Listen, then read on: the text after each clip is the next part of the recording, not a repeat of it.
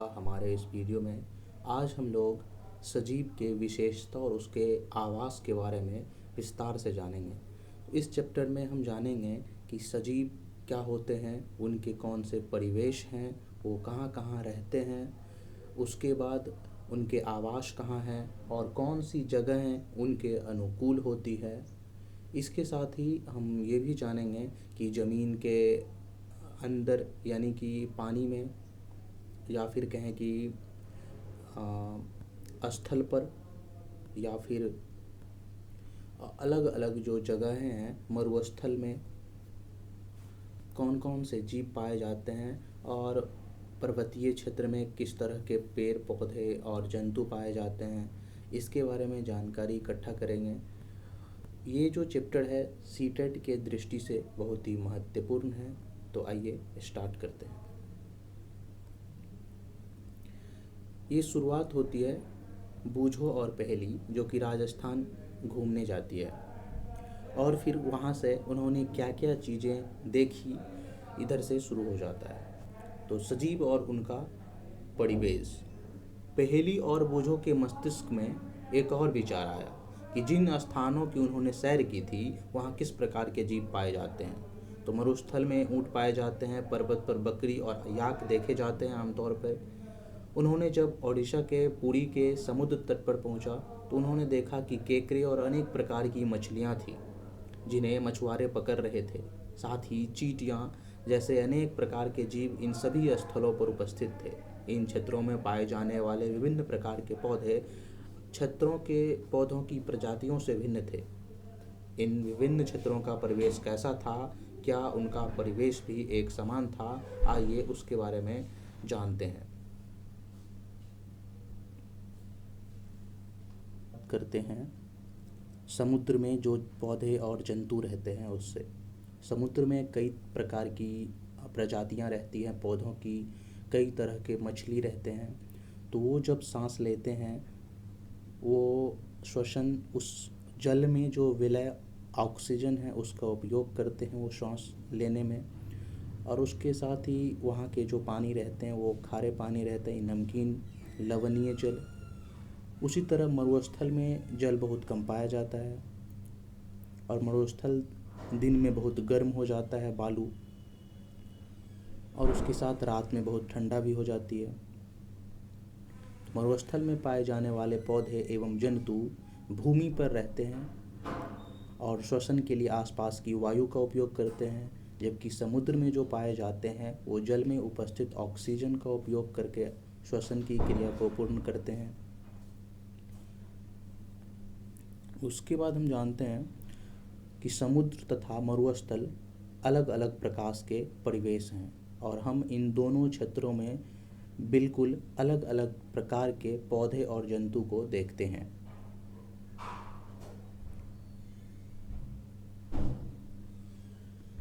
जैसे कि अगर हम देखें तो समुद्र में मछलियां पाई जाती हैं और मरुस्थल पे ऊंट देखा जा सकता है, और उसकी जो शारीरिक बनावट होती है वह भी उसके आसपास के परिस्थितियों पर ही निर्भर करता है। जैसे कि मछली के जो शरीर होते हैं वो धारा रेखीय होती है ताकि उसे पानी के अंदर चलने में सहायता प्रदान करें, जबकि ऊंट जो होता है उसके पैर लंबे होते हैं, गद्देदार होते हैं नीचे में, ताकि वो बालू पे आसानी से चल सके बिना पैर धंसे हुए। तो ये जो परिवेश हैं ये इसके अनुकूल है कि नहीं यह भी देखना रहता है। चलिए आगे की ओर चलते हैं। ऊंट के पैर क्या होते हैं, लंबे होते हैं, जिसका उसका गर्मी के वजह से जब रेत गर्म हो जाती है तो वो उसको टच ना कर पाए, इसी कारण से उसके पैर ऐसे होते हैं कि वो गर्म जो वालू है वो वहाँ तक ना पहुँच पाए। वैसे थोड़ी बहुत तो गर्मी लगती ही होंगी। उसके बाद वो उसके जो पसीना है वो भी नहीं आता, क्योंकि अगर ऐसा होता तो शरीर से जल का बहुत मात्रा में हास्य होता है। इसीलिए जल के बिना भी वे अनेक दिनों तक रह सकते हैं। उसके साथ है जैसे कि विभिन्न प्रकार की मछलियाँ को आप यहाँ पे देख सकते हैं इस इमेज में। और यहाँ पे जो मछलियाँ हैं उसे अगर आप गौर से देखें तो इसके शरीर पे एक प्लास्टिक टाइप का आता है, वो रहता है जो इसे सुरक्षा प्रदान करता है। कुछ समानताएं भी दिखाई देती हैं। इन सभी का शरीर जो है धारारेखीय होता है। जितने भी मछलियां हैं इन्हें जल के अंदर विचरण करने में सहायता करती हैं। और मछलियों का शरीर चिकने शालकों से बना रहता है, सल्कों से ढका रहता है। और ये सल्क मछली को सुरक्षा तो प्रदान करते ही है, साथ ही इन्हें जल में सुगम गति से गति करने में भी सहायता करते हैं। मछली के पंख एवं पूंछ चपटी होती हैं जो उन्हें जल के अंदर दिशा परिवर्तन एवं संतुलन बनाए रखने में भी सहायता करती है। जैसे कि आप यहाँ पे देख सकते हैं उसके मछली की जो पूंछ है वो किस तरह से है, जो इसे जल के अंदर दिशा को बदलने में, गति करने में सहायता प्रदान करती है, उसके परिवेश में रहने के योग्य बनाती है। वो कहलाता है अनुकूलन। कि अनुकूलन किसे कहते हैं? तो जिन विशिष्ट संरचना अथवा स्वभाव जो किसी जंतु या पौधों में उपस्थित होते हैं, जो किसी भी परिवेश में रहने के उसे योग्य बनाती हैं, इसे हम कहते हैं अनुकूलन। विभिन्न जंतु विभिन्न परिवेश के प्रति अलग रूप से अनुकूलित होते हैं। यानी कि अलग अलग जो जंतुएं हैं वो अलग अलग परिवेशों में रह सकते हैं और उसके लिए अलग अलग तरह से अनुकूलित भी होते हैं। यानी कि अपने स्वभावों में वो परिवर्तन भी कर सकते हैं जब हम उसे अलग एक भिन्न परिवेश में उसे हम रखते हैं। तो किसी सजीव का वह स्थान जिसमें वह रहता है वह उसका आवास कहलाता है, जिसमें वह पाया जाता है वह उसका आवास कहलाता है। जैसे कि मछलियाँ, ये जो मछलियाँ हैं इसका आवास क्या होता है? नदियाँ, ये उसका आवास हो गया। और नदियों में ये रहने के लिए क्या है? अनुकूलित है। लेकिन इसे हम यहाँ पे भी घर में भी, अपने घर में भी रख सकते हैं, एक्वेरियम में। तो इस तरह से कह सकते हैं कि यहाँ भी इसके अनुकूल हम एक वातावरण बना सकते हैं। उसके बाद है कि विभिन्न प्रकार के पौधे एवं जंतु एक ही आवास में संयुक्त रूप से रह सकते हैं। अलग अलग प्रकार के पौधे और अलग अलग प्रकार के जंतु भी एक आवास में संयुक्त रूप से रह सकते हैं। जैसे कि एक जंगल में कई सारे जानवर रहते हैं, उसमें हाथी, शेर, घोड़ा, हिरन, बकरी ये सब पाए जाते हैं। स्थल पर पाए जाने वाले पौधों एवं जंतुओं के आवास को हम स्थलीय आवास कहते हैं। और जल में पाए जाने वाला जो पौधे और जंतु है उसके आवास को हम जलीय आवास कहते हैं। उसके बाद हम जानते हैं कि जैव घटक और अजैव घटक क्या होता है। तो किसी आवास में पाए जाने वाले सभी जीव, कोई भी आवास हो उसमें सभी जो जितने भी जीव पाए जाते हैं, जैसे वो पौधा हो सकता है या फिर जंतु, उसे हम जैव घटक कहते हैं। और चट्टान, मिट्टी, वायु एवं जल जैसी अनेक निर्जीव वस्तुएं आवास के अजैव घटक कहलाते हैं। जैसे कि हम जिस वातावरण में रह रहे हैं वहाँ पे कई सारे जैव घटक भी हैं और कई सारे अजैव घटक भी हैं। अजैव घटक की बात करें तो मिट्टी, वायु, जल, ये सारे जितने भी निर्जीव वस्तुएं हमारे आसपास हैं, आवास के आसपास हैं, वो सारी चीज़ें अजैव घटक के अंतर्गत आती हैं। जबकि जैव घटक के अंतर्गत वो सारी जीव, जो पौधा है, छोटे छोटे पुष्प के पौधे हैं, पेड़ हैं, बकरियाँ होती है और कई सारे छोटे छोटे जानवर होते हैं, ये सारे क्या है? जैव घटक है। अब यहाँ पे एक एक्टिविटी है, क्रियाकलाप 2। आइए इसको पढ़ के जानते हैं कि क्या कहा गया है इसमें। तो मूंग के कुछ सूखे बीज को एकत्र कीजिए और बीजों को एक ढेर को अलग रखिए और शेष को एक दिन के लिए पानी में भिगो कर रख दीजिए। दो ढेर ले लिया, उसमें एक को पानी से भिगो करके रख लिया, दूसरे को वैसे ही। भीगे हुए बीजों को 4 हिस्सों में बांट दीजिए। ये जो भीगा हुआ है इसे हमने 4 हिस्सों में बांट दिया। उनमें से एक हिस्से को 3-4 दिन के लिए पूरी तरह पानी में डुबो दीजिए। इसे हमने 3-4 दिन के लिए पानी में डुबो दिया। बीजों को बिल्कुल ना हिलाएं, इसे हम वैसे ही रहने देंगे। भीगे बीज में से एक भाग को धूप वाले कमरे में तथा दूसरे भाग को पूरे अंधेरे क्षेत्र में रख दें। इसे मान लेते हैं कि हमने धूप वाले क्षेत्र में रख दिया, जबकि इसे हमने अंधेरा वाला में रख दिया। ठीक है, जैसे कि अलमारी जिसमें धूप नहीं जाती है, तो इसके हमने अलमारी में रख दिया। ठीक है,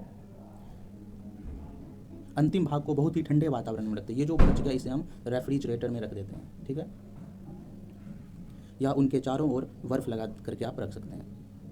अब ये जो 3 भाग था, इन 3 भागों को प्रतिदिन जल में नम रखें तथा अधिक जल को निकाल दें। कुछ दिन बाद आप क्या देखते हैं कि क्या सभी पांचों भाग समान रूप से अंकुरित होते हैं? क्या आप प्रकाश से दूर रखे भाग या अत्यधिक ठंडे परिवेश में रखे भाग में अंकुरन की दर में कमी या कोई भी अंकुरन नहीं देखते हैं? क्या ऐसा होता है? तो बिल्कुल ऐसा होगा कि जिसे हमने जल में नहीं डुबाया था वो वैसे के वैसे ही रहेंगे। जैसे कि हम चने रख देते हैं घर पे, तो जिसे हम जल में रखते हैं वो अंकुरित होते हैं, उसमें भी वो अच्छे से अंकुरित होते हैं, जिसे धूप भी मिलता हो, जल भी मिलता हो। जो हमने बहुत ठंड में रख दिए थे और एक जो अलमारी में रख दिए तो वो तो बिल्कुल अंकुरित नहीं होगा। ठीक है, तो परिवेश में, अलग अलग परिवेश में अंकुरन की दर में भी कमी आ जाती है। अंकुरन वो भी होगा जो यहाँ पे हम रेफ्रिजरेटर में रखे थे और यहाँ पे धूप में रखे थे, लेकिन इसके दर में कमी देखने को मिलेगा। क्वेश्चन है कि क्या आपने पाया कि वायु, जल, प्रकाश तथा ऊष्मा जैसे अजैव घटक सजीवों के लिए अत्यंत आवश्यक हैं?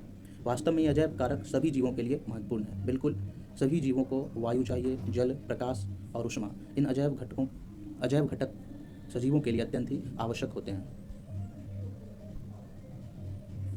ठंडे में रखा हुआ था रेफ्रिजरेटर में और जो ऊष्मा में रखा गया था, दोनों में अंकुरित होते हैं।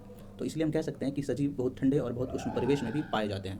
ये जीव इस विषम परिवेश में जीवित रहने के लिए किस विशिष्ट अवस्था को अपनाते हैं, यहाँ अनुकूलन काम आता है। उसमें कई तो ऐसे होते हैं जो कि सड़ जाते हैं, फिर कई खराब हो जाते हैं बीज। तो ये जो जीवित रह जाते हैं लास्ट तक, वही कह सकते हैं कि अनुकूलन को अडॉप्ट कर लिया। अनुकूलन अल्पकाल में नहीं होता है, हजारों वर्षों की अवधि में किसी क्षेत्र के अजैव घटकों में परिवर्तन आते हैं। वे जंतु जो इन परिवर्तनों के प्रति अपने आप को नहीं ढाल पाते वो मर जाते हैं। केवल वे जीव ही जीवित रहते हैं जो अपने आप को परिवेश बदलने के अनुसार अनुकूलित कर लेते हैं। जंतु विभिन्न अजैव कारकों के लिए विभिन्न विधियों से अपने आप को अनुकूलित कर लेते हैं, जिसका परिणाम विभिन्न आवासों में जीवों की विविधता का होना है। ऐसे अलग अलग जीव जो हैं, अगर हम एक कल्पना करते हैं कि जितने भी दुनिया में जितने भी जीव हैं सभी एक ही क्षेत्र में रहते थे, लेकिन हुआ क्या कि उन्होंने अपने आप को अनुकूलित करने के लिए इस मंडल को, यानी इस स्थल मंडल को, या फिर कहें कि इस पूरे यूनिवर्स को अलग अलग क्षेत्रों में बांट लिया कि वो अपने आप को जिंदा रख सके। तो शेर जंगल चला गया, मछली जल के अंदर चली गई, हम लोग पृथ्वी पे आ गए। ये भी हम मान के चल सकते हैं कि परिवेश में अनुकूलन स्थापित करने के लिए आवासों में विविधता होती है, जीवों में भी विविधता होती है और उसके क्रियाकलाप में भी विविधता होती है। आइए कुछ आवासों, उनके अजैव घटकों एवं उसमें रहने वाले विभिन्न जीवों में अनुकूलन का अध्ययन करें। तो आइए आगे देखते हैं। मरुस्थल। मरुस्थल में पाए जाने वाले कौन से जीव होते हैं? तो मरुस्थल के अजैव घटकों एवं ऊँट के अनुकूलन के विषय में हमने पहले ही बात कर चुके हैं। मरुस्थल में पाए जाने वाले अन्य जंतुओं एवं पौधों में क्या होता है? तो वहाँ के जो पौधे होते हैं, आपको हम आगे बताएंगे कि उसमें कांटे ज़्यादा होते हैं, कांटेदार, और पत्तियाँ अगर होती भी है तो वो बहुत छोटी छोटी पत्तियाँ होती है। ये उस पौधों के अनुकूलन को दर्शाता है कि वो मरुस्थल में पाए जाते हैं, जिसके कारण उन्होंने अपने आप को वहाँ के वातावरण के अनुसार अनुकूलित कर लिया है। जैसे कि मरुस्थल में जो जीव पाए जाते हैं, ऊँट की चर्चा हमने पहले ही कर ली। अगर वहाँ छोटे छोटे जीवों की बात करें, सांप और चूहे की, तो वो ज़मीन के अंदर बिल बना करके उसमें रहते हैं, क्योंकि स्थल पे तापमान, आपको पता होगा कि बालू जो है सूर्य के प्रकाश की उपस्थिति में जल्दी ही गर्म हो जाती है और ठंडा भी जल्दी ही हो जाता है, जिसके कारण सूर्य के प्रकाश, यानी कि सुबह में दोपहर तक ये बहुत गर्म हो जाता है और रात तक बहुत ठंडा हो जाता है, जिसके कारण ये जो छोटे छोटे जीव जो हैं वो उसके अंदर अपना बिल बना करके इसमें रहते हैं। फिर सुबह कह सकते हैं कि या फिर रात को बाहर निकलते हैं। उसी तरह से यहाँ जो पौधे पाए जाते हैं उसके पत्तियाँ छोटे होते हैं या इसमें कांटे होते हैं। कांटे इसलिए होते हैं ताकि पत्तियाँ अगर होगी और वो अगर पत्तियाँ अगर बड़ी होती हैं तो वाष्प उत्सर्जन की क्रिया जो है वो ज़्यादा होगा और पानी ज़्यादा मात्रा में उस पौधों से निकलेगा। अगर उसमें कांटे होंगे तो जिसमें कांटा होगा तो इसमें एक बूंद निकलेगा आधा घंटा में मान लेते हैं, तो वाष्प उत्सर्जन की क्रिया बहुत कम होगी, यानी कि नहीं के बराबर होगी। इसीलिए वहाँ पे जो है पौधों में कांटे निकल आते हैं। उसके बाद है पर्वतीय क्षेत्र। ये आवास सामान्यतः बहुत ठंडे होते हैं और उसमें बहुत तेज़ हवाएं चलती हैं। कुछ क्षेत्रों में शीतकाल में हिमपात भी होता है कई जगह। पर्वतीय क्षेत्रों में पौधों एवं जंतुओं की अनेक प्रजातियां पाई जाती हैं, जैसे कि आप इस चित्र में देख सकते हैं। कई सारे पर्वतीय आवास में इस तरह के वृक्ष पाए जाते हैं जो कि इस टाइप से होते हैं। ये वृक्ष अपने आप को अनुकूलित कर लिए हैं, क्योंकि अगर हिमपात अगर होता है तो इससे आराम से निकल जाए। अगर ये वृक्ष ऐसे हो जैसे हमारे स्थल, यानी कि जहाँ पे आप निवास करते हैं वहाँ पे पाया जाता है जो पेड़, वो इस तरह से रहते हैं, और इसमें अगर हिमपात होता है तो ये जो टहनियाँ हैं ये टूट के गिर जाती हैं। इसीलिए यहाँ जो पौधे होते हैं वो अपने आप को अनुकूलित कर लिए हैं और इस तरह से ट्रांसफॉर्म हो गए। उसके बाद हैं यहाँ के जो कुछ जानवर होते हैं उसके बारे में बताया गया है कि उसके बड़े बड़े बाल होते हैं जो उसे ठंड से सुरक्षा प्रदान करता है। जैसे कि ये याक को आप देख सकते हैं, फिर ये तेंदुआ, उसी तरह ये बकरी है, पहाड़ी बकरियाँ, वो इसके लंबे लंबे ये बाल होते हैं जो उन्हें ठंडियों से सुरक्षा प्रदान करता है। उसके बाद है घास स्थल। घास स्थल पे कई सारे जीव पाए जाते हैं, शेर भी पाए जाते हैं, हिरन भी पाए जाते हैं। जैसे कि शेर को अगर हम देखें तो इसके जो पंजे होते हैं, इसमें नाखून होते हैं बड़े बड़े, जो इसे शिकार को फाड़ने पकड़ने में मदद करता है। और हिरन जो है वो तेज़ गति से दूर भागता है, शिकार से दूर भागने में सहायक होता है। ये अनुकूलित अपने आप को बना लिए हैं कि वो इस तरह से दौड़ पाएँ। शेर, हिरन और अन्य जीव जंतु और पौधों में भी बहुत विशिष्ट संरचनाएं होती हैं जो उन्हें उनके आवास में जीवित रहने के योग्य बनाती हैं। अब बात करते हैं कुछ जलीय आवास की। तो समुद्र में रहने के लिए मछलियों के अनुकूलन के विषय में हमने पहले चर्चा कर चुके हैं। दूसरे बहुत से समुद्री जंतुओं का शरीर भी धारा रेखीय ही होता है, जिससे वह जल में सुगमता से चल सकते हैं। जैसे कि आप देखे होंगे कि जब व्यक्ति जल में उतरता है तो अपने पीछे जो एक पंख लगाता है इस तरह से, तो ये इसलिए ताकि वो दिशा भी बदल सके आसानी से और चल सके पानी के अंदर। आमतौर पर शरीर आमतौर पर धारा रेखीय नहीं होता है इन मछलियों का, जैसे ऑक्टोपस और स्क्विड, इनका जो शरीर होता है वो धारा रेखीय नहीं होता है। वे समुद्र की गहराई में तलहटी में रहते हैं तथा अपनी ओर से अपने शिकार को पकड़ते हैं। जब वे जल में चलते हैं तो अपने शरीर को धारा रेखीय बना लेते हैं और जल में श्वास लेने के लिए अपने गिल का इस्तेमाल करते हैं। डॉल्फिन और वेल मछली जो है, जैसे इनमें गिल नहीं होती हैं, इसमें नासाद्वार होता है, जिसे हम वात क्षेत्र भी कहते हैं। इसके माध्यम से ये सांस लेते हैं और ये ऊपर से पानी के अंदर से ऊपर आते हैं, सांस लेके फिर पानी में चले जाते हैं। वे समय समय पर समुद्र सतह पर आकर श्वास छिद्रों से जल बाहर निकालते हैं और श्वास द्वारा स्वच्छ वायु अंदर भरते हैं और फिर अपने जल में चला जाता है। इस तरह से आप देख सकते हैं कि मान लेते हैं कि इसने ऊपर आके सांस लिया और फिर जो है नीचे चला जाएगा। यहाँ पे आप डॉल्फिन को देख सकते हैं।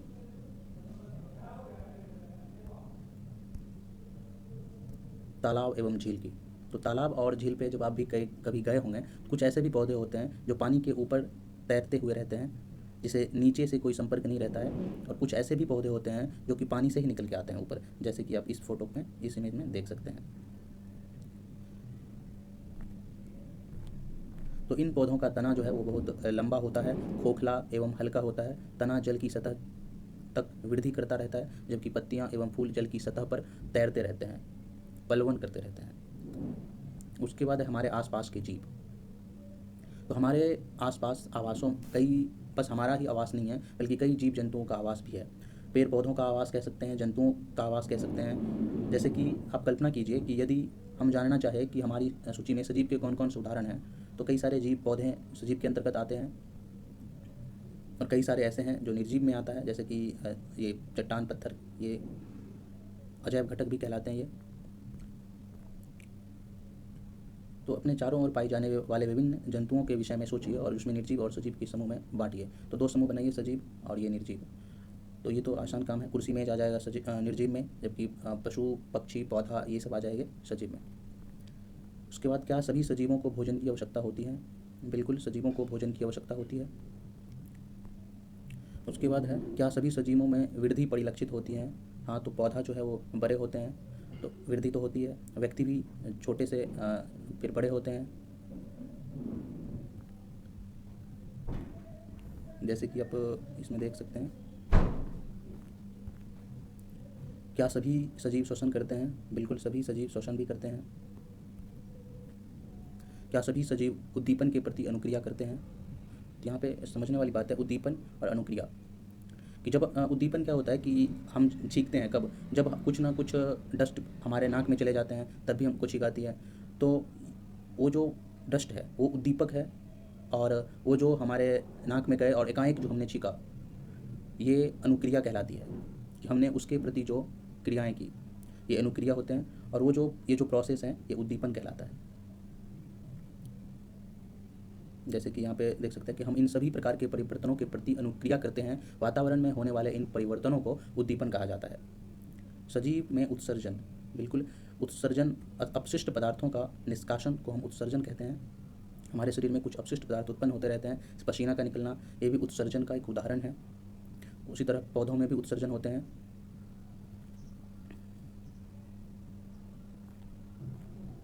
उसके बाद है क्या सभी सजीव प्रजनन करते हैं? बिल्कुल करते हैं, लेकिन सबके अलग अलग तरीके होते हैं। कई ऐसे होते हैं जो अंडे देते हैं, पक्षियाँ, कई ऐसे होते हैं जो बच्चे देते हैं। कई ऐसी मछलियाँ भी होती हैं जो अंडे देती हैं, तो कई ऐसी मछलियाँ होती हैं जो बच्चे देती हैं, जैसे कि डॉल्फिन। तो प्रजनन सब में अलग अलग होता रहता है, उसका दर भी अलग अलग होता है। तो यहाँ तक हम लोगों ने जान लिया। कह रहा है कि क्या सभी सजीव गति करते हैं? हाँ, तो करते हैं। पौधों के विषय में आपका क्या विचार है, क्या वे भी गति करते हैं? तो सामान्यतः क्या होता है कि पौधे भूमि में जकड़े हुए रहते हैं, वो एक स्थान से दूसरे स्थान पे नहीं जा सकते हैं, लेकिन विभिन्न पौधे जैसे कि जल, खनिज एवं संश्लेषित पदार्थ पौधों के एक भाग से दूसरे भाग में संवाहित होते रहते हैं। जैसे कि जड़ के माध्यम से पौधों में खनिज लवणों जाता है और जल का भी अवशोषण किया जाता है और पौधों के अलग अलग भागों में ये पहुँचाया जाता है। पुष्पों का खिलना एवं बंद होना, क्या आप याद कर सकते हैं कि कुछ पौधे विभिन्न उद्दीपनों के प्रति किस प्रकार अनुक्रिया करते हैं? कुछ जैसे कि आप देखे होंगे कि सूर्यमुखी का जो फूल होता है वह अगर सन इस तरफ है तो इस तरफ मुड़ जाता है, अगर सन इधर से अगर इधर आ गया तो वो फिर इस तरफ खिल जाता है। ठीक है, तो ये भी एक तरह से हम कह सकते हैं कि वो भी गति करता है। सजीव, जितने भी सजीव है, चाहे वो पौधा हो या फिर जानवर या फिर आदमी। फिर जीव क्या है? तो गेहूं की बोरी में अपना हाथ डालिए, क्या आपको कुछ गर्मी का अनुभव होता है? बिल्कुल होता है। गेहूं की बोरी में कुछ गर्मी उत्पन्न होती है और यह गर्मी बीजों के श्वसन के कारण उत्पन्न होती है। उसमें जो बीज भरे रहते हैं गेहूं की बोरी में छोटे छोटे, वो श्वसन करते हैं, जिसके कारण जब हम इसमें हाथ डालते हैं तो गर्म का एहसास होता है। हमने देखा कि बीजों में श्वसन की क्रिया उस समय भी चलती है जब अन्य जैव प्रक्रम उतने सक्रिय नहीं होते हैं। संभवतः हमारे प्रश्न है कि आखिर जीव क्या है, तो उसका उत्तर देना इतना सरल नहीं हो सकता, परंतु अपने चारों ओर पाए जाने वाले जीवों की विविधता को देखकर अचानक ही मुँह से निकल आता है कि जीव और जीवन सुंदर है। तो यहाँ तक आपको समझ में आ गया होगा। अब हम सारांश पे आते हैं। किसी स्थान का परिवेश जिसमें पौधे, जंतु और अन्य जीव रहते हैं उसका आवास कहलाता है। विभिन्न प्रकार के पौधे एवं जंतु एक ही आवास में एक साथ रह सकते हैं। सही बात है। पौधों एवं जीवों के विशिष्ट लक्षण एवं स्वभाव जो उन्हें एक आवास में विशेष रहने के लिए अनुकूलित करते हैं, अनुकूल बनाते हैं, अनुकूलन कहलाता है। क्या कहलाता है अनुकूलन? जीव और पौधों के कुछ लक्षण और उसके कुछ स्वभाव होते हैं जो एक आवास में रहने के लिए अनुकूल बनाते हैं, इसे हम अनुकूलन कहते हैं। आवास अनेक प्रकार के होते हैं, परंतु इसमें स्थलीय, जमीन पर, जलीय, जल में वर्गीकृत किया गया है। विभिन्न आवास में सजीवों की विविध प्रजातियां पाई जाती है। उसके साथ पौधे, जंतु एवं सूक्ष्मजीव संयुक्त रूप से जैव घटक होते हैं। जैव घटक कौन से हैं? पौधे, जंतु और सूक्ष्मजीव। अजैव घटक क्या है? तो सूर्य, पृथ्वी, मिट्टी, ये सारे अजैव घटक के अंतर्गत आ जाते हैं। जैसे कि चट्टान, मिट्टी, जल, वायु, आकाश, प्रकाश, ताप हमारे परिवेश के अजैव घटक कहलाते हैं। सजीव वस्तुओं के कुछ लक्षण हैं, उन्हें भोजन की आवश्यकता होती है, वे श्वसन, उत्सर्जन, पर्यावरण के प्रति अनुक्रिया, प्रजनन, वृद्धि और गति करते हैं। यहाँ पे हमारा यह चैप्टर खत्म होता है। आशा है कि आप लोगों को समझ में आया होगा। यहाँ तक बने रहने के लिए बहुत बहुत धन्यवाद।